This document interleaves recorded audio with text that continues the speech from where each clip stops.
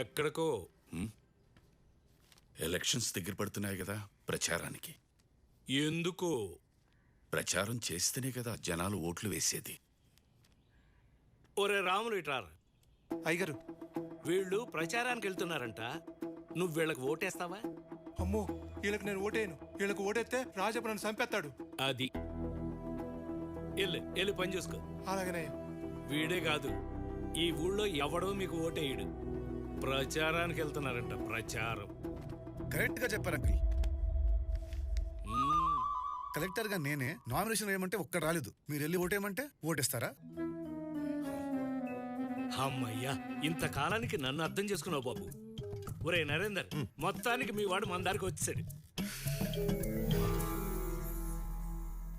ఇప్పుడున్న పరిస్థితిలో మీకు ఓట్లు పడాలంటే ప్రచారం చేయాల్సింది జనాల్లో కాదు, మరెక్కడ? రాజప్ప ఇంట్లో. ఒరే నరేందర్, చెప్పరా సురేందర్. ఆ గోడ మీద నీకేం కనిపిస్తుంది? పోయిన వాళ్ళు 2 ఫోటోలు. మరి నాకేంట్రా 4 కనిపిస్తున్నాయి? డిస్కషన్ ఏంటి? నన్ను ఇన్వాల్వ్ చేయరా? 5.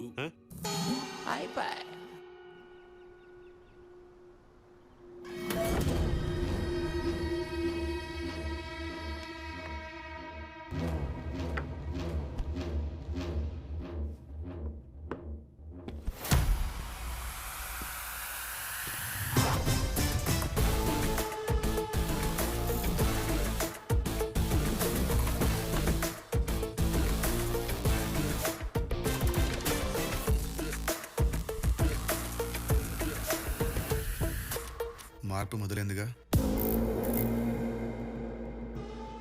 ఏంటి సార్, ఎదురెవరూ లేకుండా ఒక్కరే ఆడుకుంటున్నారు? పోటీ ఉంటేనే కదా గెలిపిచ్చే ధైర్యం, ఓటమి తెచ్చే భయం తెలుస్తుంది. ఈ రాజప్ప మీద గెలవాలంటే అది రాజప్ప అయి ఉండాలి. అందుకే పోటీలో ఎవరిని ఉండనివ్వను. అబ్బా, పబ్లిక్ లో కూడా సేమ్ టాక్. ఇక్కడ ఎలక్షన్లు అంటే కొట్లాట్లు, గొడవలు, అలర్లని. కానీ శాంతియుతంగా ఎలక్షన్లు జరిపించడమే మా రెస్పాన్సిబిలిటీ.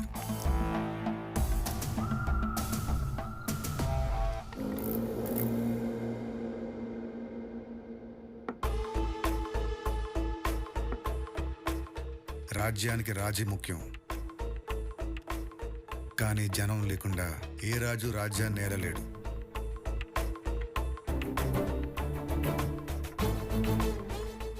రాజుకి బలం జనం అవ్వాలి, కానీ జనం భయం రాజు అవ్వకూడదు.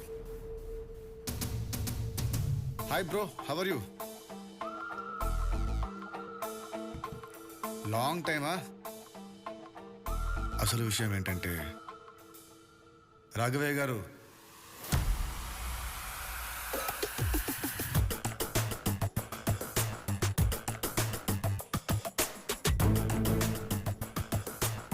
రండి సార్, కూర్చోండి.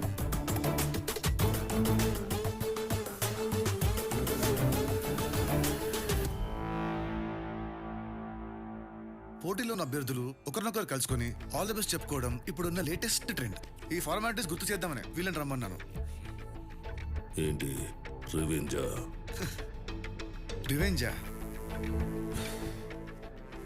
బ్రో? మల్లమన్నమాట. నీకు 35 ఉంటాయా? సరే 35 వేసుకో. 35 ఏళ్ల కుర్రాన్ని కొట్టినోడిని, ముసలోడివి నిన్ను కొట్టడం నాకేం పెద్ద లెక్క కాదు. ఇక్కడ రివెంజ్లు ఏం లేవు సార్, ఎలక్షన్స్ మాత్రమే. రాఘవయ్య గారు, మీ తోట అభ్యర్థికి ఆల్ ది బెస్ట్ చెప్పేసి ప్రచారం మొదలెట్టేయండి. నాకెవ్వడి ఆల్ ది బెస్ట్ అక్కర్లేదా? ఇదిగో మీరు మళ్ళీ ఇగోకపోతున్నారు సార్. మీ ప్రచారం మీది, ఆయన ప్రచారం అయింది. ఆయన ఇంట్లో 4 ఓట్లు మీకేస్తారు, మీ ఇంట్లో 10 ఓట్లు ఆయనకి వేయండి. Friendly election sir. అయినా మీ సీనియారిటీ ముందు ఆయన ఎంత సార్? ఎలక్షన్లు అంటే మీకేమన్నా భయమా సార్? చేసుకోండి, ప్రచారాలు చేసుకోండి, మీటింగులు పెట్టుకోండి. ఓటు మాట వింటేనే ఇక్కడ జనాలకి వణుకు పుడుతుంది. నన్ను కాదని ఈ నియోజకవర్గంలో ఎవడో ఓటు వేయడం. మరి ఇంకేంటి సార్, మీ ధైర్యం మీది, ఆయన ప్రయత్నం అయింది. 30 ఏళ్ల తర్వాత ఎలక్షన్లు జరుగుతున్నాయి. పేరుకు మాత్రం ఎలక్షన్లో. ఏది ఏమైనా గెలుపు నాదే. ఎవరు కాదన్నారు? మీరే గెలవండి సార్.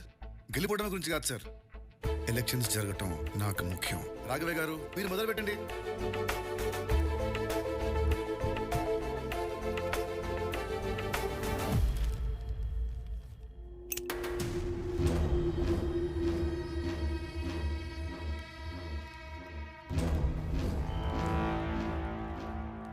చప్పట్లు చప్పట్లు చప్పట్లు. రాఘవయ్య గారు కంగ్రాట్స్ అండి.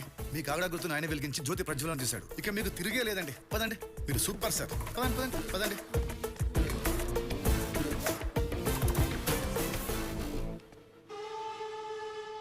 సార్ ఒక స్మాల్ రిక్వెస్ట్ సార్.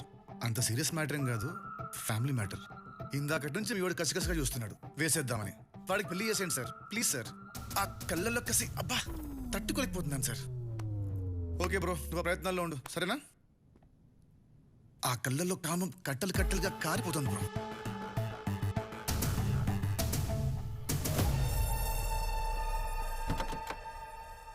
సార్ ఒకసారి పెన్నిస్తారా?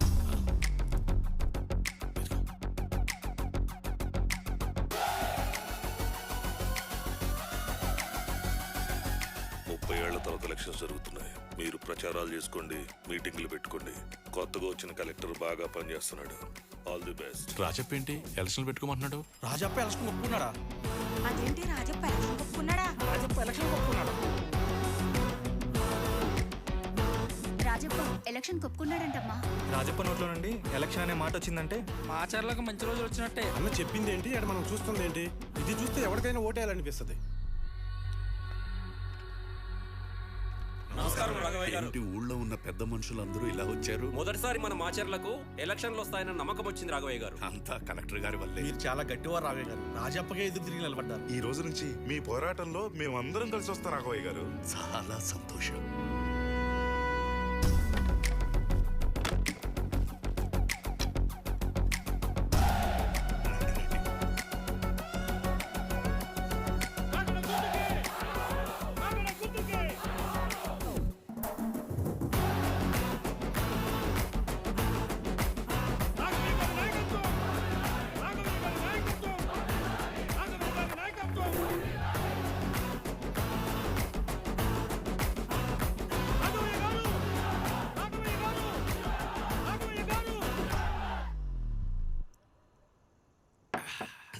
ఒరే నరేందర్, చెప్పురా సురేందర్.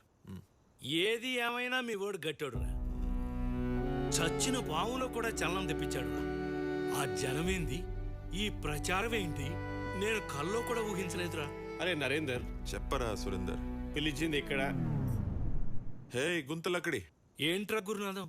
ఈయన గ్రహం బిల్లు, ఈయన కాలింగ్ బిల్లు. సురేందర్ నరేందర్ అనుకుంటున్నా. ఆ ఫ్రస్ట్రేషన్ మాత్రం ఎవరికక్కర్లేదు ఇక్కడ. ఏమైందయ్యా?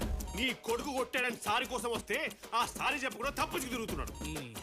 ఈ రోజు ఎలాగైనా వాడితో సారీ చెప్పించుకుంటా, లేకపోతే రేపు పొద్దున కల్లా ఈ ఊరదిలి మా ఇంటికి వెళ్ళిపోతా.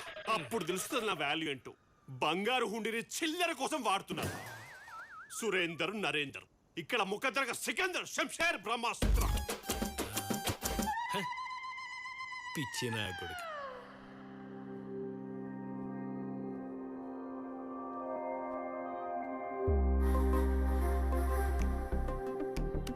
ఇక్కడ కదలిక అందరిలో వచ్చింది కానీ కొందరిలో మట్టుకు ఎలాంటి మూమెంట్ లేదు.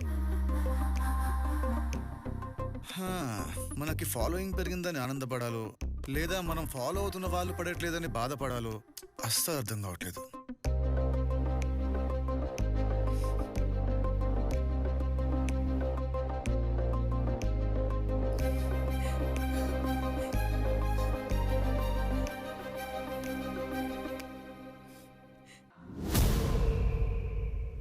ఆ ముసలోడు జెండాలేసుకొని తిరుగుతుంటే జనాల్లో ఊపొస్తుందన్నా.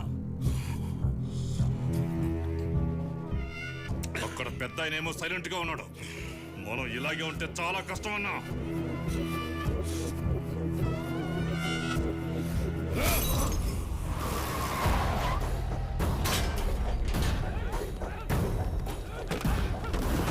రాఘవయ్య రారా బయటికి. ఆగండ్రా. పీకేయండిరా. మొత్తం పీకేయండి. అన్నా లోపల లేరన్నా.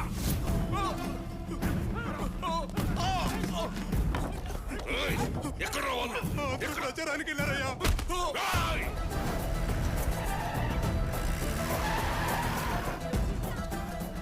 అన్నా ఆ సచిన కలెక్టర్ గాని పెళ్ళామన్నా.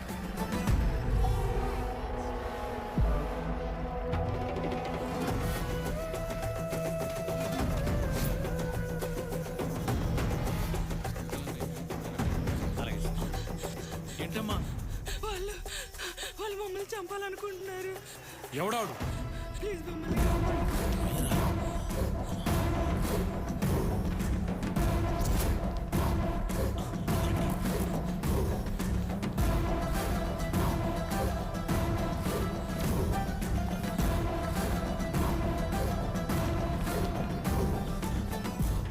అమ్మా వాటిని దారుణం వెళ్ళిపోమ్మా.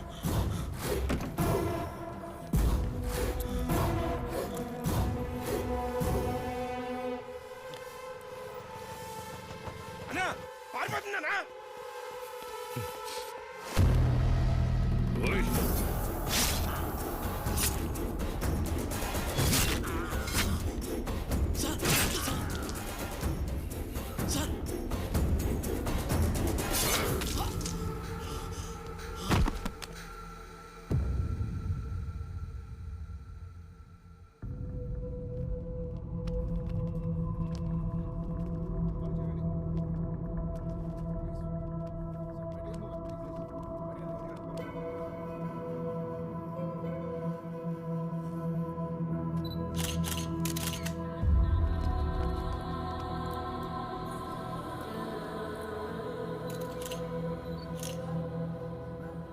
ఇన్వెస్టిగేషన్ స్టార్ట్ చేశాం సార్. చంపింది ఎవరో తెలుసు కదా, ఇంకా ఇన్వెస్టిగేషన్ ఏంటి? సాక్ష్యం సార్. ఇంతమంది ముందు చంపితే సాక్ష్యం అంటావేంటి?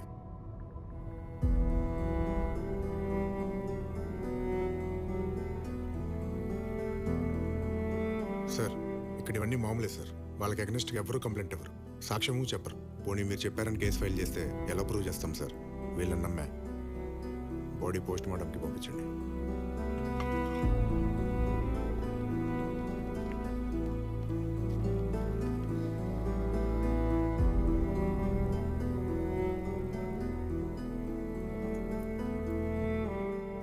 ఆయన నాకు 10 రోజుల పరిచయం, కానీ నా కళ్ళ ముందు ఇంకా కదులుతున్నాడు. ఆయన జీవితాంతం నీ దగ్గరే పనిచేశాడు. అలాంటి వ్యక్తిని నీ కళ్ళ ముందే చంపేస్తే నీలో కొంచెం కూడా కదలిక లేదు.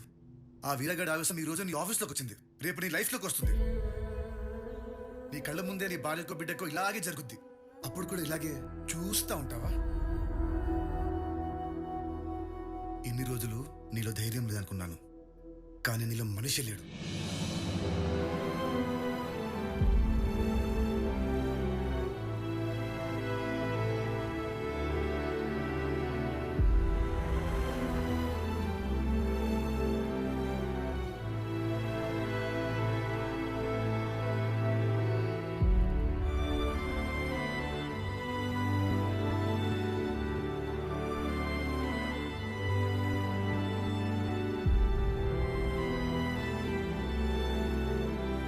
సార్ మిమ్మల్ని కలవడానికి ఎవరు వచ్చారు సార్? పంపించండి.